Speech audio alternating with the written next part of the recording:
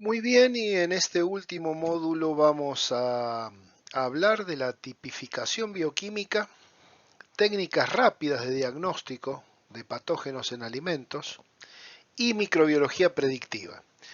Son, sobre todo los dos últimos temas, muy largos, quizá la parte de microbiología predictiva también sean muy áridos. Son temas que le gustan tratar mucho a los ingenieros de alimentos. Así que yo he tratado de condensarlo lo más que he podido en los apuntes que ustedes tienen en la plataforma. Y en este vídeo trato también de dar el concepto de lo que es el tema tal o cual. No esperen de esto una clase magistral, sino que eh, quizás fijar un concepto y que ustedes puedan, al que le interesa, obviamente, seguir investigándolo a través de la red. Pruebas bioquímicas de tipificación bacteriana. ¿Qué son? Consisten en distintos test bioquímicos aplicados a los medios biológicos, a los cultivos desarrollados, que nos permite identificar distintos microorganismos presentes. El sistema de funcionamiento es determinar la actividad o no de una vía metabólica dada a partir de un sustrato que se incorpora a un medio de cultivo. Por ende, esta bacteria, utilizándolo o no, va a dar un resultado positivo o negativo, y aplicando este método le damos el nombre y apellido a cada microorganismo patógeno o a su especie o a su género, de acuerdo a lo que queramos nosotros investigar. La prueba de la oxidasa pone de manifiesto la presencia de la enzima oxidasa en ciertos microorganismos. También llamada citocromo oxidasa, es una enzima que cede electrones de un sustrato X al oxígeno. Por ende, la coloración púrpura de la prueba nos va a dar una reacción considerada como positiva, y si no hay ningún tipo de coloración, la misma será obviamente negativa. La prueba de la catalasa es la misma, una enzima que es propia de la mayoría de bacterias aerobias y anaerobias, con excepción de Streptococo. Descompone el agua oxigenada o peróxido de hidrógeno y libera oxígeno.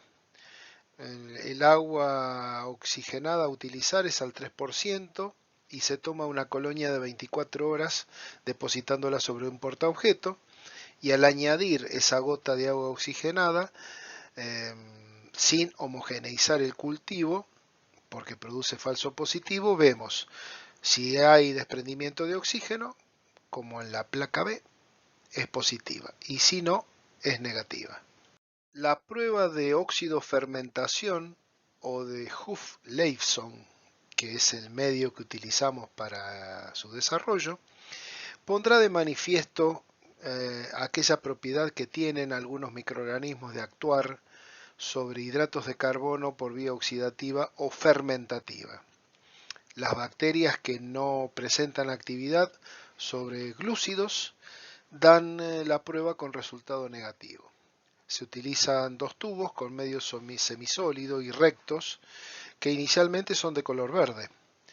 Se inoculan por picadura y se recubren con parafina líquida estéril. Como acá vemos, la prueba positiva es el viraje al amarillo y la negativa es la que se mantiene el color verde sin cambio.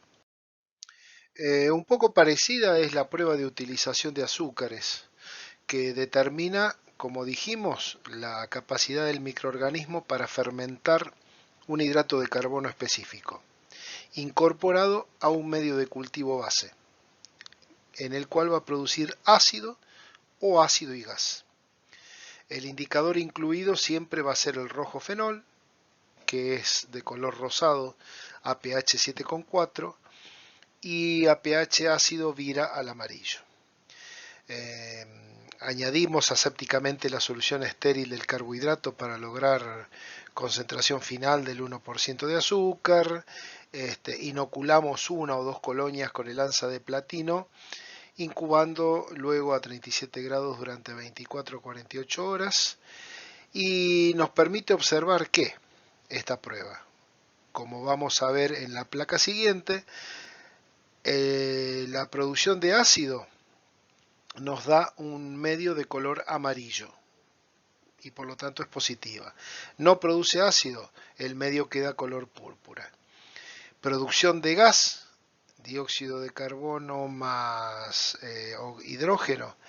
La presencia de aire dentro de la campana de Durham indica que el microorganismo produce gas del azúcar.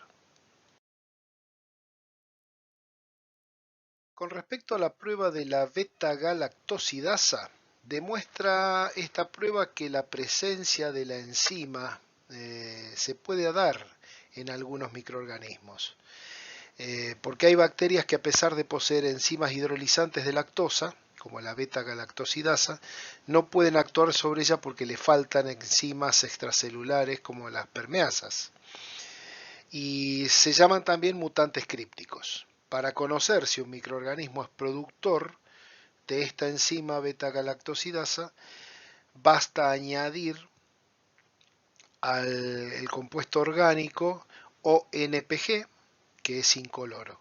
Si la bacteria posee las enzimas, el compuesto se transforma en un derivado cromogénico de color amarillo y da positivo. Todos los gérmenes denominados fermentadores lentos de la lactosa son beta-galactosidasa positivos. Ejemplo de ellos, los coliformes.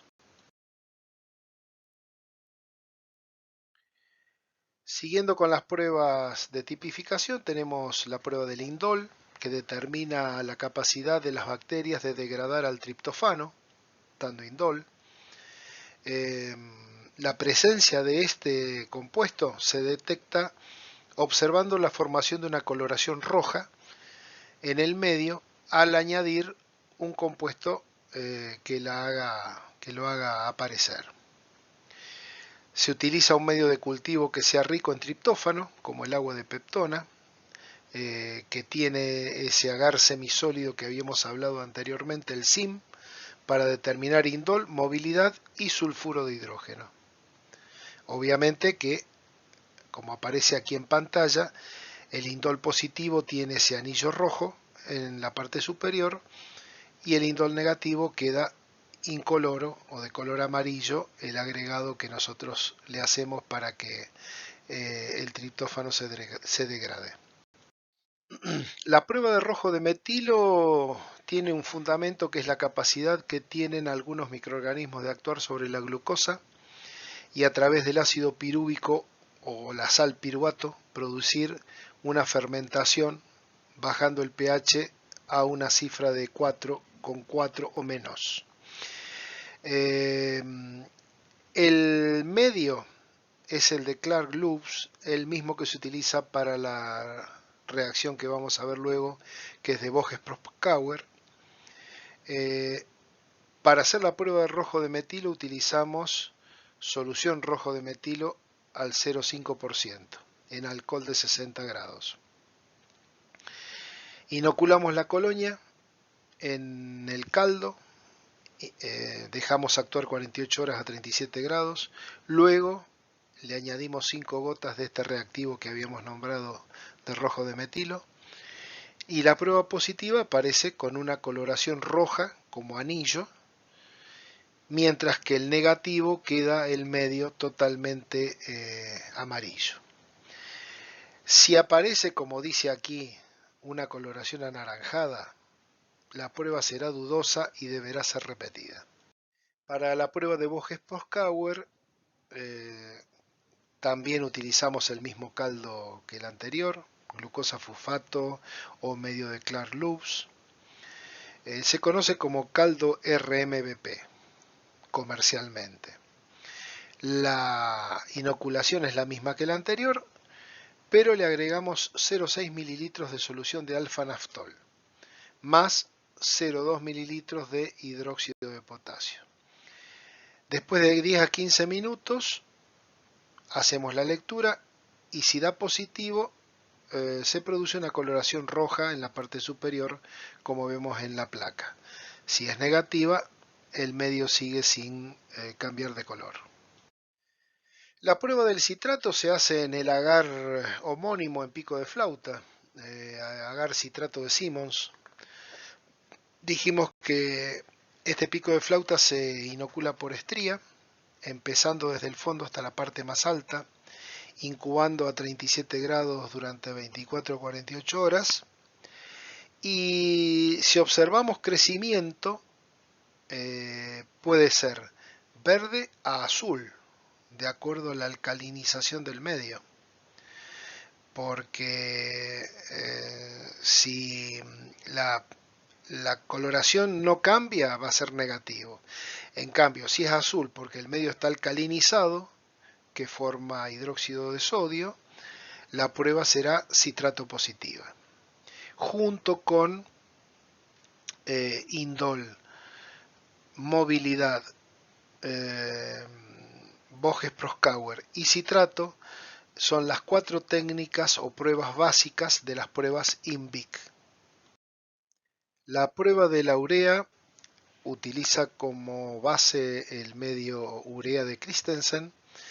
También se efectúa un inóculo denso en la zona de pico de flauta y se incuba a 37 grados durante 24 o 48 horas, siendo positiva la prueba si el medio adquiere una tonalidad rosada. Negativa si mantiene el color inicial. La tonalidad rosada se va a deber a la producción de ureasa, que es la enzima que va a degradar a la urea. En pruebas más específicas tenemos la prueba de la DNasa, que se basa en la capacidad que poseen algunas bacterias para hidrolizar enzimáticamente al ADN. Utilizamos justamente agar llamado DNA o ADN y como reactivo ácido clorhídrico 1 normal. Sembramos una colonia del germen de manera que quede una estría superficial, incubamos 24 horas a 37 grados y cubrimos con ácido clorhídrico 1 normal a la placa. El caso de que tengamos una producción de DNasa, se observará una zona clara alrededor del crecimiento y en el caso negativo el medio permanece opaco, tal como nos muestran las fotografías de la placa que mostramos ahora. En la prueba de la decarboxilasa se utiliza sobre medio de Meller, que provocamos una inoculación de 24 horas de crecimiento con un inóculo liviano, cubrimos los tubos con 2 o 3 mililitros de parafina estéril para evitar una variación de pH e incubamos hasta 4 días a 37 grados. Es positivo cuando se observa una coloración púrpura turbia, como el tubo del medio de la imagen. La coloración amarilla, debido a la actuación de la bacteria sobre la glucosa y acidificando el medio, da un carácter de negativo a la prueba. Para el test de lisina-hierro, Proteus, Providencia y algunas cepas de Morganella entre las enterobacterias van a desaminar a la lisina, por lo cual va a tomar un color rojizo en la superficie del medio. Este medio se inocula con un agar en pico de flauta en aerobiosis durante 24 horas a 37 grados. La positiva, como leemos aquí, el pico es violeta y el fondo también violeta. La negativa, el pico violeta y el fondo amarillo, o el pico rojizo y el fondo amarillo. Volvemos nuevamente sobre el agar SIM, producción de sulfitos indol y movilidad. En este caso, para detectar movilidad, el sulfuro de hidrógeno, como dijimos, y el indol, pero para el caso del manitol Si el microorganismo es capaz de usar este azúcar, produce una acidificación del medio. Por lo tanto, el indicador de pH que lleva va a pasar de rojo a amarillo y, por supuesto, inoculamos por picadura, porque es un agar semisólido, incubando 24 horas a 37 grados. El test de la movilidad, como dijimos anteriormente, observamos el desplazamiento en el medio como difuminado del microorganismo. Decimos que es móvil cuando se produce turbiedad e inmóvil cuando se mantiene la picadura igual. Esto lo vamos a poder apreciar en la placa que sigue. La prueba de reducción del nitrato, sembramos por picadura e incubamos por 48 horas a 37 grados. Aquí les dejo la composición de los reactivos A y B que se van a agregar y con esto determinamos un nitrato positivo cuando tenemos un color rojo después de 30 segundos. Y la reducción de los nitratos puede dar otros productos más reducidos como amoníaco, nitrógeno molecular, óxido nítrico, óxido nitroso e hidroxilamina, dependiendo obviamente de la especie bacteriana. En los casos negativos, obviamente no se apreciará un cambio de color en el medio. En la prueba de agar TCI o triple azúcar hierro, son medios que diferencian a la familia de las enterobacterias por fermentaciones de hidratos de carbono, producción de gas y de ácido sulfídrico.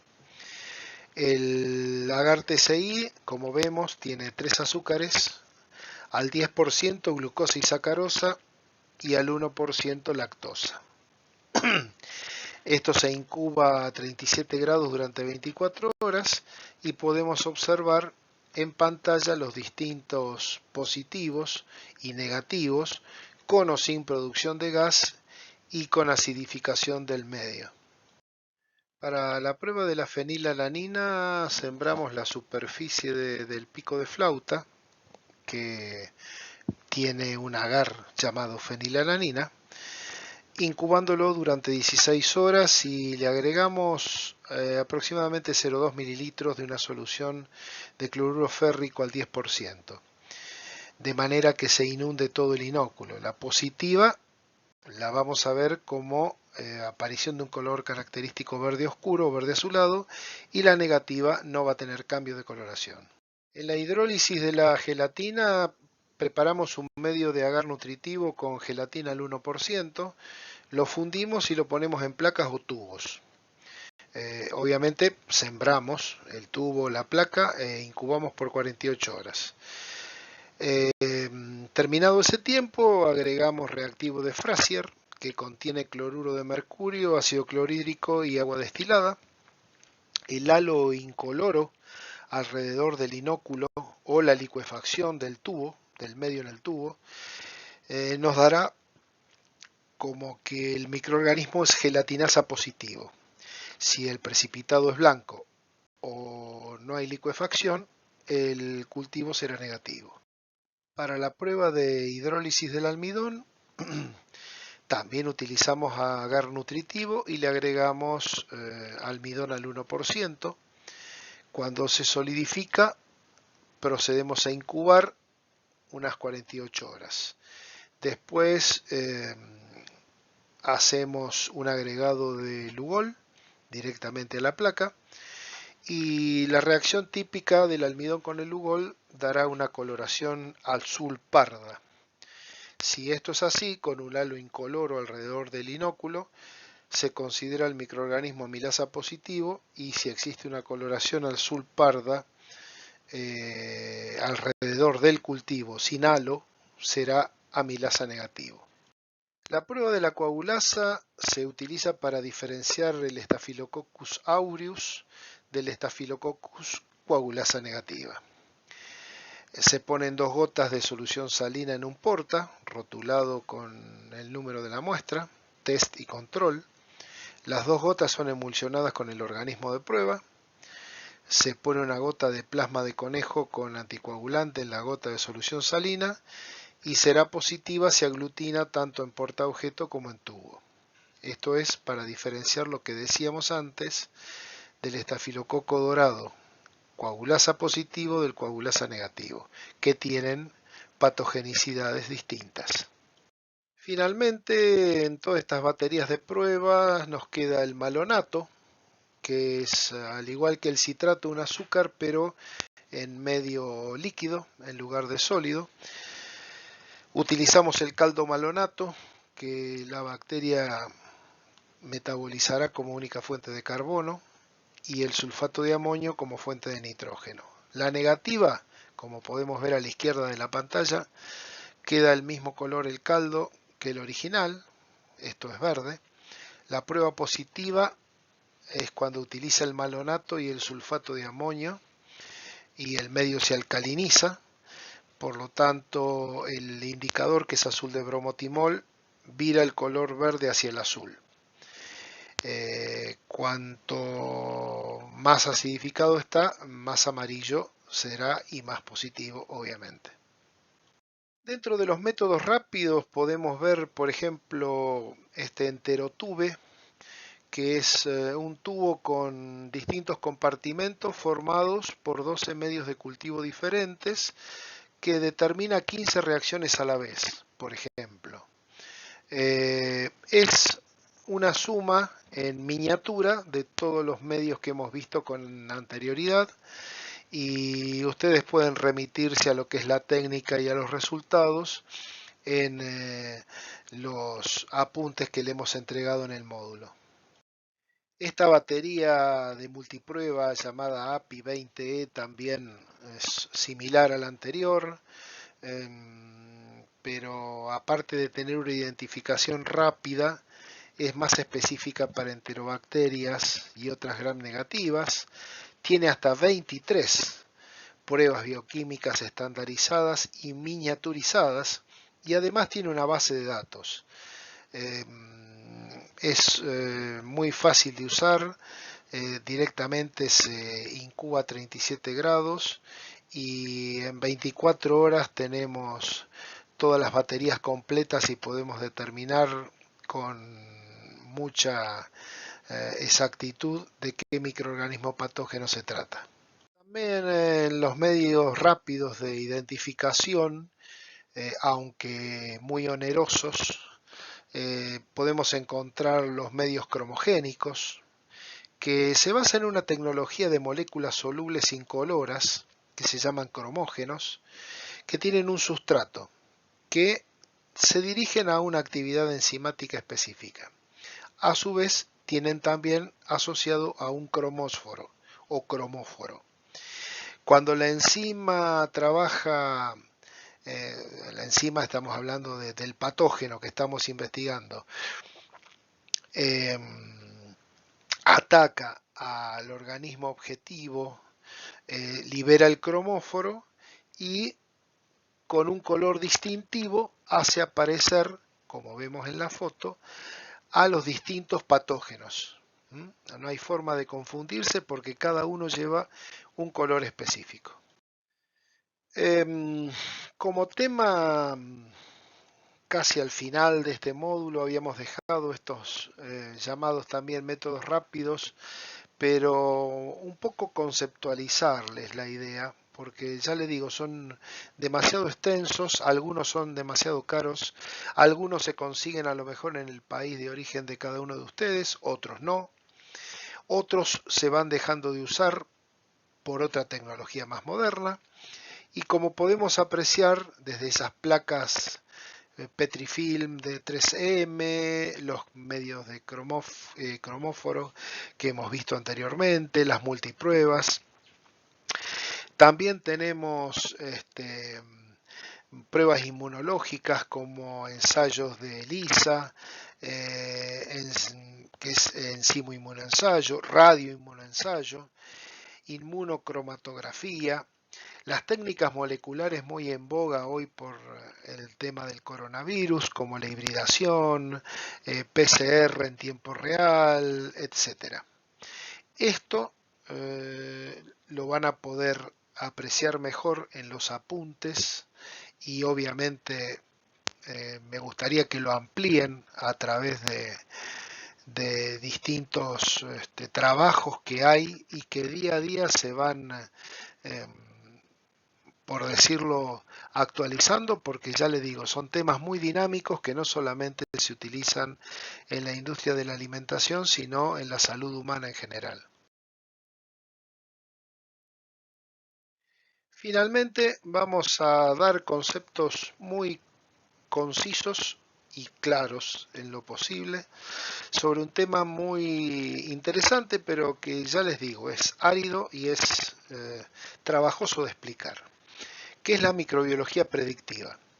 Esto ha pasado de ser un campo prometedor dentro de la microbiología de alimentos a una exigencia en el control de calidad. Hoy en día estos modelos predictivos se emplean en el desarrollo de muchos productos y se han desarrollado modelos matemáticos para la predicción de crecimiento, supervivencia e inactivación de microorganismos. Además, se emplea con frecuencia programas informáticos de predicción basados en diversos modelos porque al comparar estos microorganismos patógenos y alterantes en distintos escenarios, podemos estimar la vida útil de un alimento, ni más ni menos. En definitiva, la microbiología predictiva es el área de la microbiología de alimentos que nos va a permitir predecir las respuestas microbianas, que son crecimiento, muerte, inactivación, frente a distintos factores, internos, externos, frente a condiciones controladas y definidas, y frente a condiciones que pueden caratularse de azarosas. La obtención de esas predicciones es posible gracias al desarrollo de modelos matemáticos que van a relacionar las respuestas microbianas frente a estos factores o condiciones que hemos nombrado anteriormente. A partir de allí, esas respuestas se cuantifican, se resumen mediante ecuaciones matemáticas que por interpolación podrán predecir comportamientos microbianos de un medio o de un alimento, estimando en definitiva la vida útil del mismo. ¿Qué ventajas entonces obtendríamos usando estos modelos de microbiología predictiva? Bueno, conoceríamos los efectos de las condiciones de almacenamiento, de la composición del producto, de las operaciones del procesado, sobre la contaminación final del producto alimenticio. Además, estimaríamos el número de microorganismos principalmente peligrosos o potencialmente patógenos en un determinado producto en varios momentos en donde nos situemos, ya sea cadena de producción, venta y distribución de esos productos. Y como muestra basta un botón, les dejo para que investiguen los distintos modelos matemáticos de microbiología predictiva que hemos expuesto en los apuntes que hemos también que tienen ustedes como material de estudio sobre la base de este Combase, que fue uno de los primeros en salir, que en realidad lo constituyen un conjunto de 23 modelos de crecimiento y 6 de muerte térmica, y que predice la respuesta de muchos microorganismos patógenos a diferentes factores ambientales. Finalmente, ¿para qué podemos usar estos programas? Como dijimos anteriormente, para predecir y mejorar la seguridad microbiológica y la calidad del alimento, para diseñar, producir y almacenar alimentos de manera económica y para evaluar los riesgos microbiológicos de los mismos, obviamente. Y en la última placa que va a aparecer, les pongo una captura de pantalla de este Combase en sus primeras versiones. Obviamente que con el desarrollo y el auge de la tecnología surgen muchas versiones día a día de la cantidad de modelos matemáticos que hay en uso y que se están desarrollando. Obviamente que esto se puede usar a nivel industrial, pero es importante que ustedes lo conozcan, que existen y para qué sirven.